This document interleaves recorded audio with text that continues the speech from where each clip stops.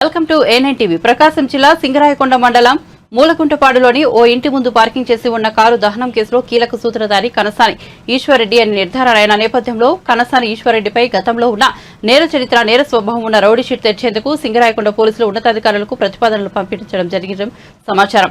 నేర స్వభావం కలిగి ఉండి ప్రజలపై దౌర్జన్యం చేయడం, శాంతి భద్రతకు విఘాతం కలిగించేలా వ్యవహరించడం, అలాగే బల ప్రయోగం ద్వారా ప్రజల ఆస్తులను స్వాధీనం చేసుకోవడంతో పాటు వారికి ఇబ్బంది, భయం ఉండే విధంగా చర్యలు తీసుకోవడంలో భాగంగా పోలీసులు ఈ చర్యలకు శ్రీకారం చుట్టడం జరిగింది. మొత్తం మీద సింగరాయకొండ పోలీస్ స్టేషన్ పరిధిలో కారు దహనం కేసులో ప్రధాన కీలక సూత్రధారైన కనసాని ఈశ్వర్రెడ్డిపై పెద్ద ఎత్తున కేసులు ఉండడంతో పాటు పెద్ద రాజకీయ నాయకుల అండలతో వీటిని బయటకు రానివ్వలేదని స్థానికుల సమాచారం కాగా, తనకు ఉన్న నేర స్వభావాన్ని అమాయకుల మీదకు రుద్దడం జరిగిందని, తద్వారా వారు బలవడం జరిగిందని తెలిపారు. పైగా సుఫారీ ఆశ చూపించి కారు దగ్ధం నేరానికి పాల్పడడంతో ఈ విషయం స్థానిక పోలీసు అధికారులు చర్చకు దారితీసింది. ఒకప్పుడు పెద్ద నగరాలు, పట్టణాలకే పరిమితమైన ఇటువంటి నేరాలు ఇప్పుడు గ్రామీణ ప్రాంతాల్లో కూడా చోటు చేసుకోవడం సరైన పద్ధతి కాదని జిల్లాలోని పోలీసు ఉన్నతాధికారులు సూచన మేరకు సింగరాయకొండ పోలీసులు కనసాని ఈశ్వర్రెడ్డి రౌడీ షీట్ తెరిచేందుకు ప్రతిపాదనలు పంపించినట్లు తెలుస్తోంది.